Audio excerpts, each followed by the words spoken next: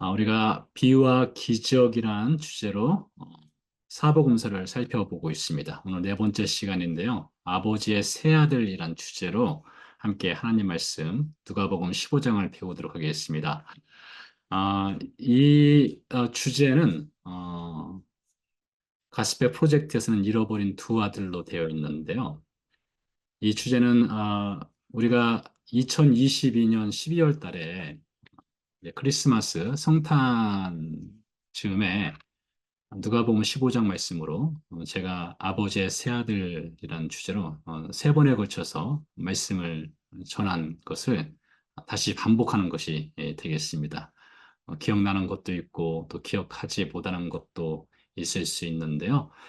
누가복음 15장 11절에서 32절 잃어버린 아들, 흔히 탕자의 비유라고 알려져 있지요. 네, 그 내용을 가지고 이제 앞으로 이제 3시간에 걸쳐서 이 말씀을 살펴보도록 하겠습니다.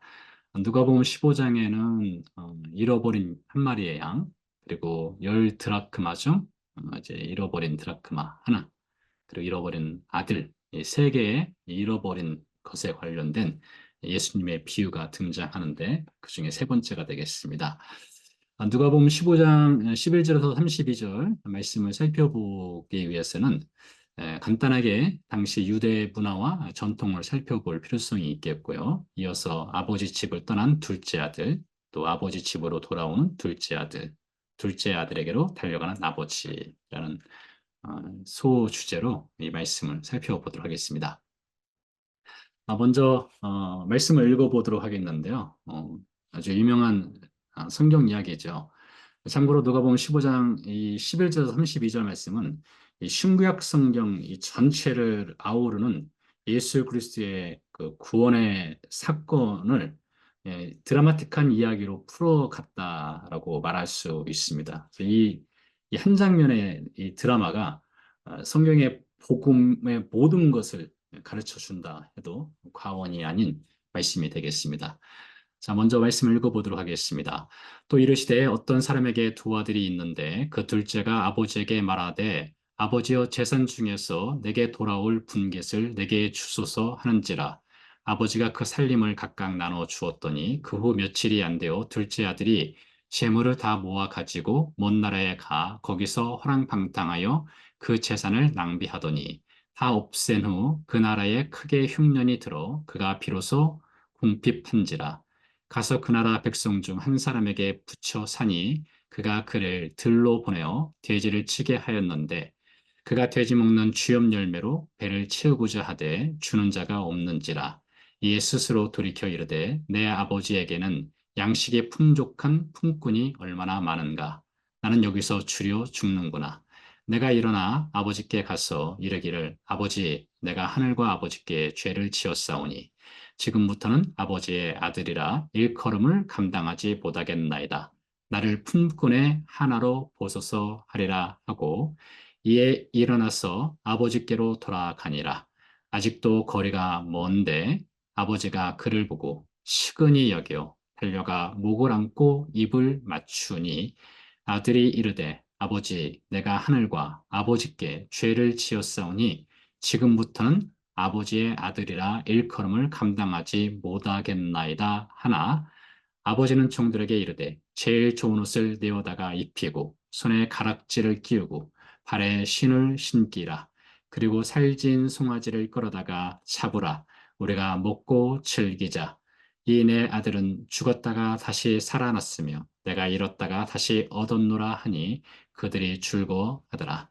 맏아들은 밭에 있다가 돌아와 집에 가까이 왔을 때에 풍악과 춤추는 소리를 듣고 한 종을 불러 이 무슨 일인가 물은데 대답하되 당신의 동생이 돌아왔음에 당신의 아버지가 건강한 그를 다시 맞아들이게 됨으로 인하여 살진 송아지를 잡았나이다 하니 그가 노하여 들어가고자 하지 아니하거늘 아버지가 나와서 권한대 아버지께 대답하여 이르되 내가 여러 해 아버지를 섬겨 명을 어김이 없거늘 내게는 염소 새끼라도 주어 나와 내 벗으로 즐기게 하신 일이 없더니 아버지의 살림을 창녀들과 함께 삼켜버린 이 아들이 돌아오매 이를 위하여 살진 송아지를 잡으셨나이다. 아버지가 이르되 예 너는 항상 나와 함께 있으니 내 것이 다 네 것이로되 이 내 동생은 죽었다가 살아났으며 내가 잃었다가 얻었기로 우리가 즐거워하고 기뻐하는 것이 마땅하다 하니라. 11절에서 32절까지 말씀을 읽어보았는데요. 먼저 누가복음 15장 관련해서 유대 문화 전통을 살펴보도록 하겠습니다. 유대 나라 이스라엘은 동네를 먼저 쓸 때 산 위에 동네를 많이 세웁니다.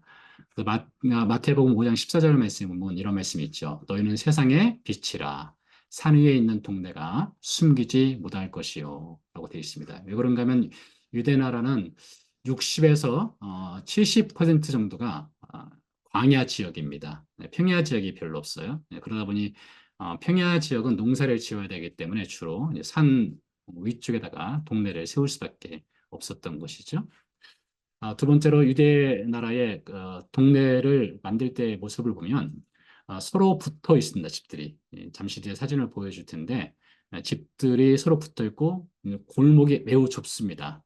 그래서 손을 뻗어서 반대편 집 사람과 손을 잡을 수 있는 간격을 유지하도록 되어 있어요. 적어도 예수님 시대 당시에는 이렇게 집을 지었습니다. 그렇다면 왜라고 하는 질문이 있을 수 있겠죠. 이것은 안식일과 관련이 있습니다. 안식일 날 유대인들은 일을 하지 못합니다. 거리를 걸어가는 것도 어, 대략 1.2마일 정도로 제한이 되어 있습니다. 걷는 것도요. 그래서 어떤 물건을 가지고 어떤 사람에게 전달을 해줄 때, 예를 들면 앞집 사람에게 물건을 전달해 줄 때 손 뻗을 수 있는 거리, 그 정도 거리면은 이렇게 안식일날 일하지 않고 물건을 전달하고 전달받을 수 있겠죠.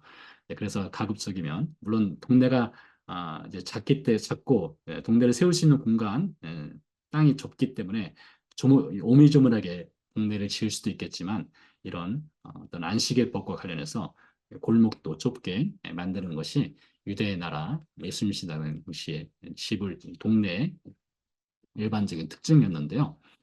사진을 보시게 되면은 어, 이 유대 나라의 현대 도시 위쪽으로 보시는 것은 현대 도시고요. 이 아래쪽에 보시는 것은 옛날 고대 도시의 마을의 잔재를 볼 수가 있겠는데 여기 사람이 살지 않는 마을입니다. 근데 옛날 사람들이 이제 산에 이렇게 동네를 세웠던 모습을 이렇게 일부 발굴해 놓은 것을 볼 수가 있겠고요. 이 위쪽으로는 산 위쪽입니다. 전부 다. 산 위쪽에 이렇게 동네를 쓴 것을 볼 수 있어요. 보통 이제 도시를 새롭게 개발할 때에 이렇게 산 위쪽에다가 동네를 세우게 됩니다. 산 아래쪽에 동네를 세우지 못하고 주로 산 위에다가 오늘날도 이렇게 동네를 세우는 것을 볼 수가 있습니다. 그리고 집들이 이제 서로 붙어 있다고 말씀드렸는데 여러분들이 지금 보시는 것은 가버나움이라고 하는 예수님이 공생의 사역 중에 가장 많은 시간을 보낸 현장이죠. 네, 가버나움에 가게 되면 볼 수 있는 집터가 되겠는데요. 여기는 유대 회당입니다. 여기는 유대 회당이고요.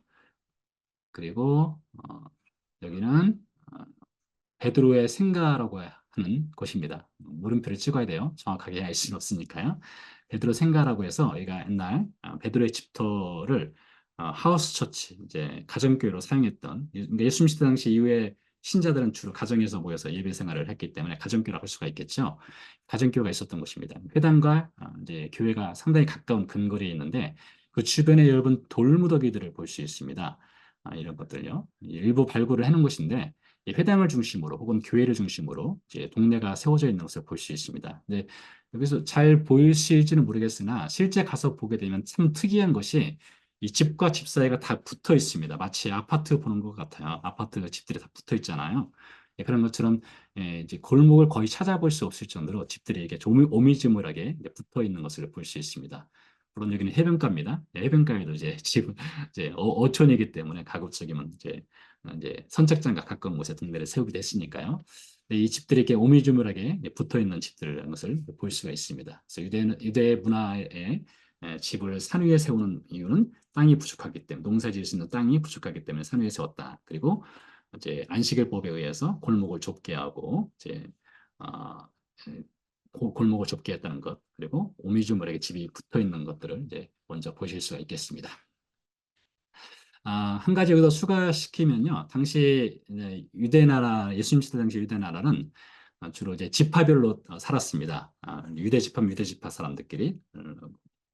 그리고 에브라임 지파면 에브라임 지파 사람들이 살았다는 말이에요. 그러니까 유대 지파 사람들이 같은 동네에 모여 살기 때문에 흔히 집성촌이라고 하죠.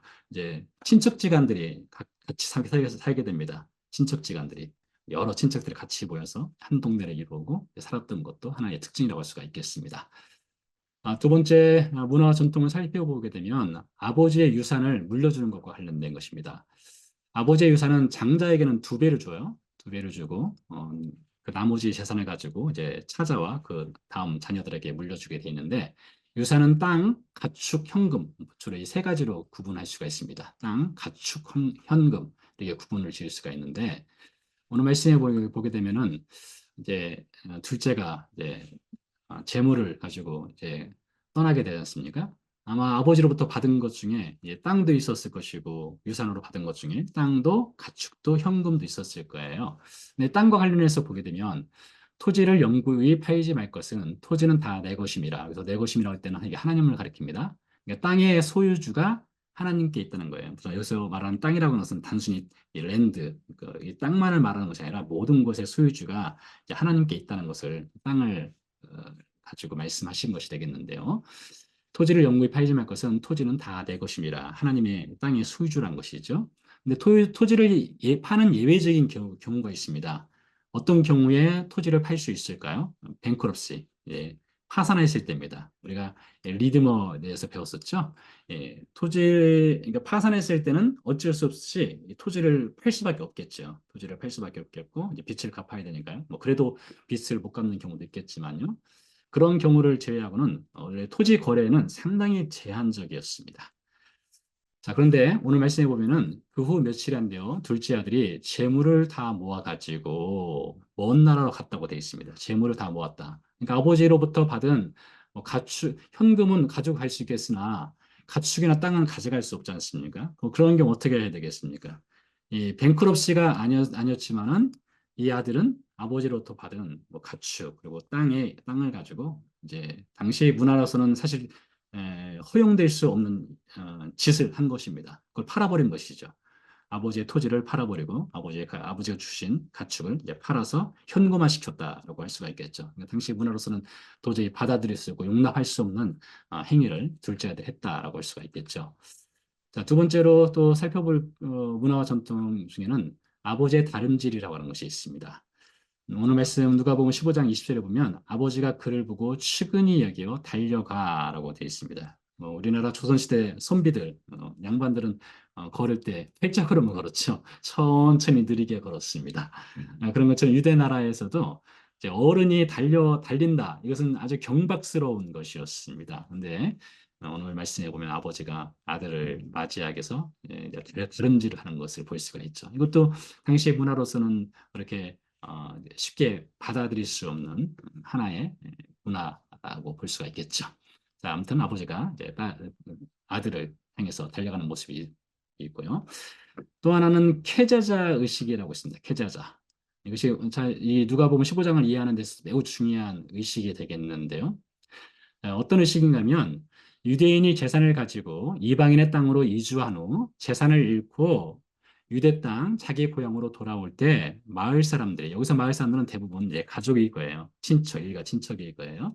길목에서 토기 조각과 불에 탄 건가루를 던지고 당신을 유대 공동체의 일원으로 받아들일 수 없다는 조롱과 비난을 하는 행위입니다. 이것은 1세기 당시에 이제 뭐 이런 경우가 흔치는 않았을 거예요. 유대인이 재산을 팔아가지고 이방인의 땅에 가서 이제 허랑방탕하는 경우가 흔치는 않았겠지만 이런 패자자 의식이라는 것이 있었다는 거예요. 그래서 아마 둘째 아들이 집으로 돌아오기 위해서는 이 패자자 의식을 반드시 거쳐야 하는 것이죠. 그리고 패자자 의식이 거쳤다 하더라도 이 동네에서 따돌림 당하는 그런 삶을 살 수밖에 없는 것이죠. 자, 그래서 아버지의 유산 중에 땅과 가축을 이제 현금화시키는 것도 당시 문화로서는 받아들일 수 없는 것이었고 아버지가 다름질하는 것도 받아들일 수 없는 것이고 이 캐제자의 의식이 있기 때문에 이건 매우 굴욕적이고 모욕적인 것이지만 이 아들이 당할 수밖에 없는 것이었다. 이것이 누가복음 15장 이 흔히 탕자의 비유라고 하는 것의 기본적인 문화 전통을 이해하는 배경이 되겠습니다. 자, 그럼 이제 아버지 집을 떠난 둘째 아들을 보도록 하죠. 그 며칠이 안 돼요. 둘째 아들이 재물을 다 모아가지고 먼 나라에 거기서 허랑방탕하여 그 재산을 낭비하더니라고 되어 있습니다. 먼 나라로 떠나버렸습니다. 아들이요. 이제 예를 들면 뭐 유대 땅을 떠나서 이방인, 이 젠타일, 뭐 이방인 땅으로 갔다라고 할 수가 있겠죠. 떠나는 것입니다. 자, 여기서 우리는 이제 죄에 대해서 우리가 알 수 있어요. 죄의 뿌리 혹은 죄의 시작. 에 대해서 배울 수가 있는데요. 성경이 가르치는 인간 죄악의 뿌리, 죄의 시작이 무엇인가를 이제 생각을 해볼 필요성이 있습니다. 둘째 아들이 떠난 것을 가지고요. 성경이 가르치는 인간 죄악의 뿌리, 죄의 시작은 무엇인가 하면 하나님과의 단절, 하나님을 떠나는 것입니다. 하나님을 떠나는 것이에요. 우리가 창세기 3장에 보면 선악과 사건이 있지 않습니까? 선악과 사건으로 인간이 불순종하게 됨으로써 하나님으로부터 추방을 당해서 에덴 동산에서 그들이 떠날 수밖에 없는 사건이 일어나게 되죠. 성경을 보면 아주 흥미로운 것을 발견할 수가 있는데 인간이 하나님을 떠났을 때 떠나는 방향에 관련된 것입니다. 어느 방향, 동서남북 중에 어느 방향으로 인간이 떠나는 걸 한번 볼게요. 자, 창세기 3장부터 보도록 하지요. 이같이 하나님이 그 사람을 쫓아내시고, 물론 하나님이 쫓아내셨지만 하나님이 쫓아내게 된 계기가 된 것은 인간이 불순종했기 때문에 하나님과 단절을 가져왔고 그로 인해서 하나님이 쫓아낼 수밖에 없었던 것이죠. 쫓아내시고 에덴 동산 동쪽의 그룹들과 도로 두는 불칼을 두어 생명나무의 길을 지키게 하시니라. 동쪽의 그룹들과 두루두는 불칼을 두었다는 거 보니까 이제 에덴 동산의 문이 동쪽에 있었던 것 같습니다. 동쪽에 있었고 그 동쪽 문을 하나님이 이제 락을 해놨다는 것이죠. 그러니까 아담과 하와가 에덴 동산에서 추방당할 때 그들이 떠날 때에 동쪽 방향으로 이제 나갔다라고 할 수가 있겠죠. 이스트 방향입니다. 가인의 경우를 보도록 하죠. 가인이 여호와 앞을 떠나서 이때는 이제 가인이 아벨을 죽인 다음이죠. 여호와 앞을 떠나서 에덴 동쪽이라고 되어 있습니다. 동쪽 롯 땅에 거주하더니 근데 가인도 하나님을 떠나서 동쪽 방향을 향해서 이제 도망간 것을 볼 수가 있습니다.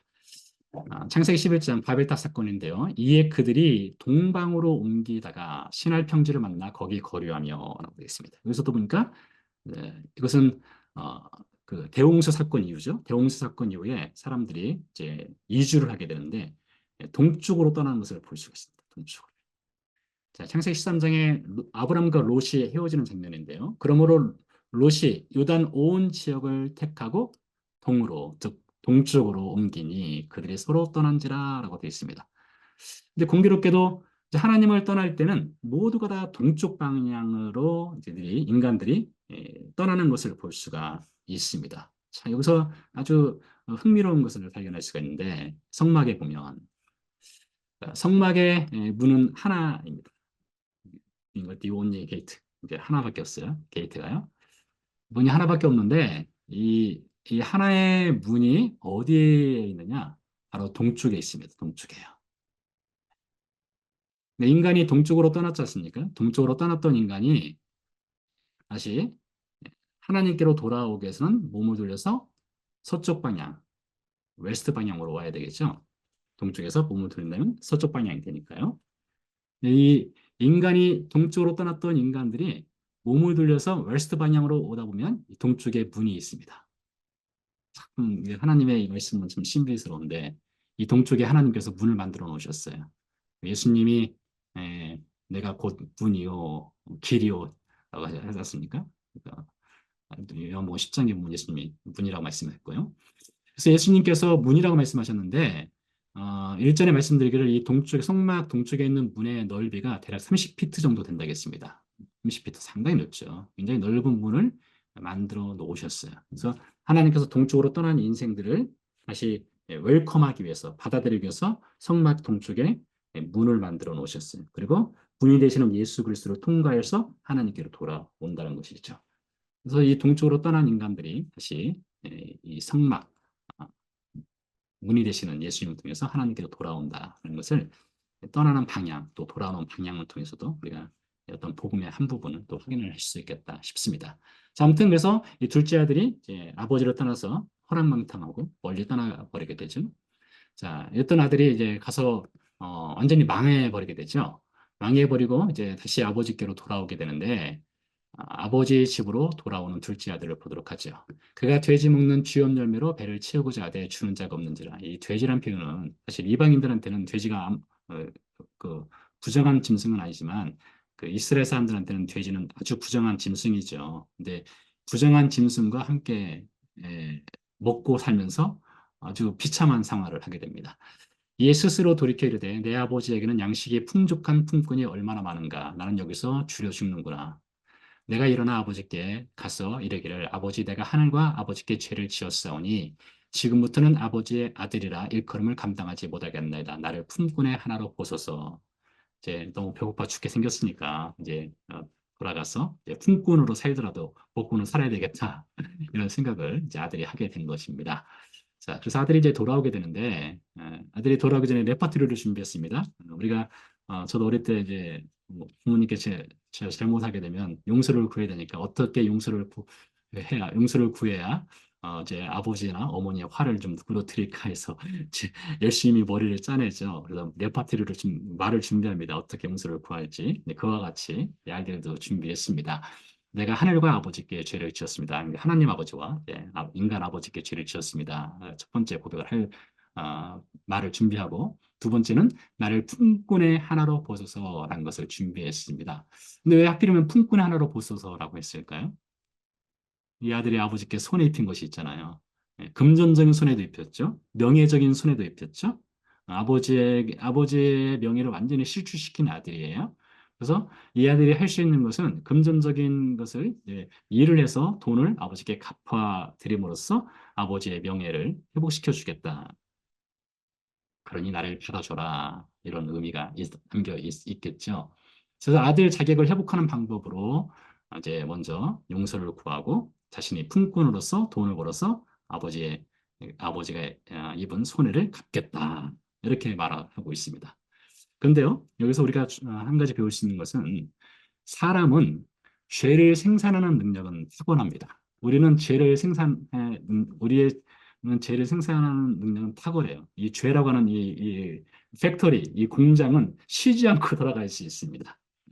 그런데 죄 문제를 스스로 해결할 수 있는 방법은 없다. 이게 문제죠. 네. 죄를 생산하는 능력은 우리가 탁월하겠는데 해결할 수 있는 방법은 없습니다. 아들이 아무리 품꾼의 하나로 보셔서 죄를 지었습니다. 아무리 이렇게 멋진 말을 준비했다 하더라도 그것으로 아버지의 명예가 회복될 수 있느냐? 회복될 수가 없지요. 자, 게다가 이 아들에게는 무시무시한 패자자 의식이 기다리고 있습니다. 이제 다시 이 사진을 보게 되면은 이 아들이 마을 어딘가에서 이렇게 돌아오게 되면 이 골목으로 돌아오다 보면 이제 동네 사람들이 저놈 돌아온다. 거기서 이제 토기즈가 가고 이제 건가리를 준비했다가 집어 던지면서 너는 여기 우리 공동체 일원이 될 수 없어. 그 말만 하겠습니까? 온갖 비난과 조롱을 막 쏟아내는 그 쾌자자 의식이 이 아들을 이제 기다리고 있는 이제 상황이죠. 그럼에도 불구하고 배가 고프니까 일단 돌아가기로 이제 아들이 작정을 하게 되죠. 자, 이제 둘째 아들에게로 달려가는 아버지를 보도록 하겠습니다. 이에 일어나서 아버지께로 돌아가니라. 아직도 거리가 먼데 아버지가 그를 보고 치근히 여겨 달려가 목을 안고 입을 맞추니라고 되어 있습니다. 자, 여기서 치근이라는 표현이 이게 히브리어로 레헴입니다. 레헴. 그 레헴은 어머니의 자궁을 뜻하죠. 그래서 어머니의 사랑을 표현한 겁니다. 아버지 안에 어머니의 사랑이 있어요. 아들을 향한 그 치근히 불쌍히 여기는 마음, 이 컴패션이 있었던 거예요.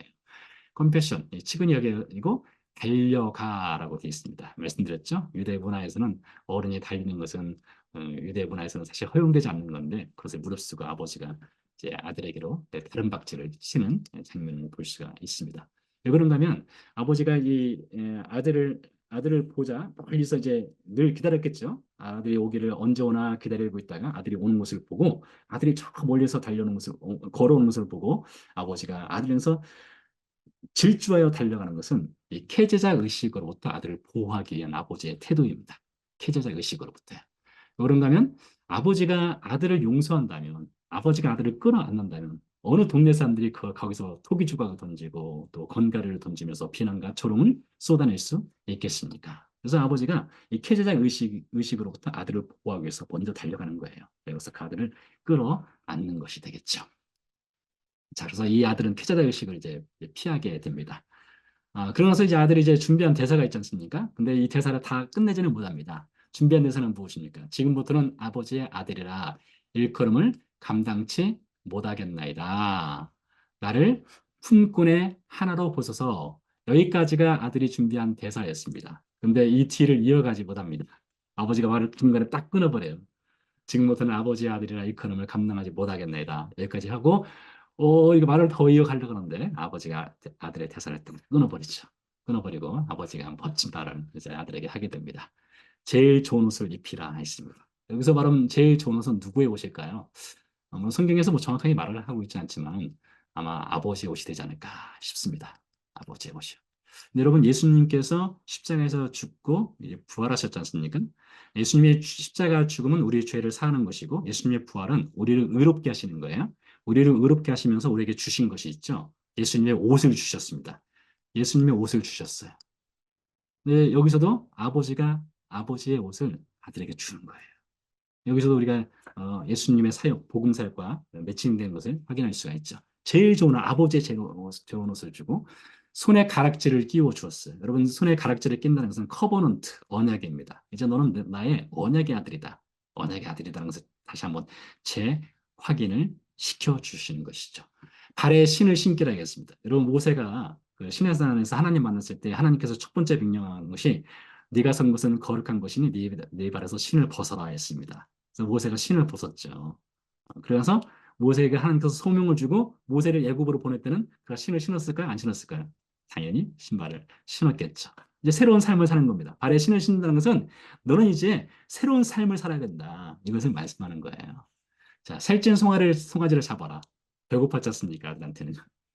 배고프니까 먹어야 되죠.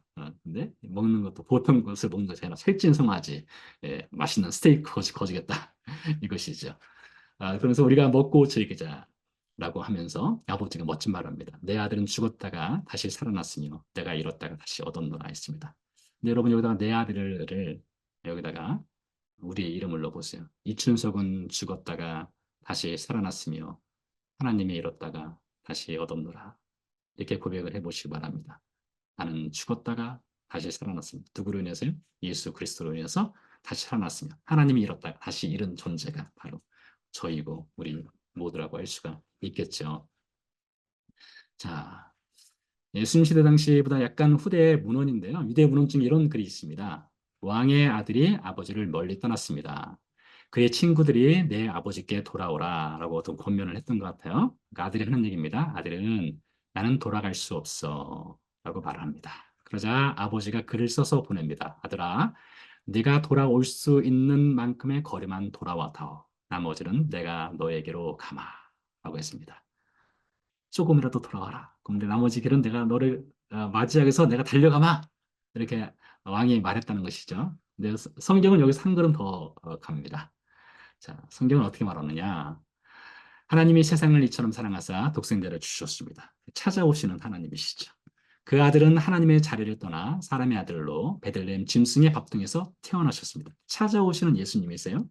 우리가 하나님을 찾기 전에, 아니, 찾지 않음에도 먼저 찾아오셨습니다. 우리는 하나님께 모든 것입니다. 우리가 없는 세상은 하나님께 그 어떤 의미도 가치가 없다.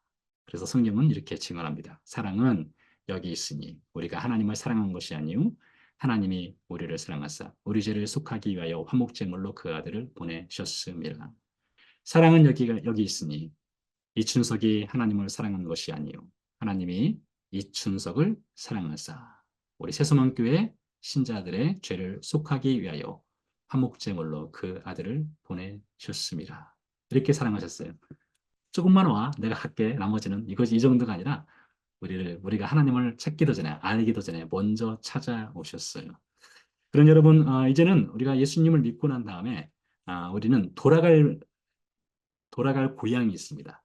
돌아가서 만날 분이 있어요. 만날 분이 있어요. 언제든지 어떤 상황이든지 우리가 찾아갈 수 있는 아버지가 있습니다. 어떤 슬픔의 상황이든지, 어떤 고통의 상황이든지, 어떤 기도의 제목이든지 우리가 찾아가서 만날 아버지가 있다는 걸 여러분 기억하시고 또 우리가 찾아오기를 기다리시는 아버지가 있다는 것도 여러분 기억하시기 바랍니다.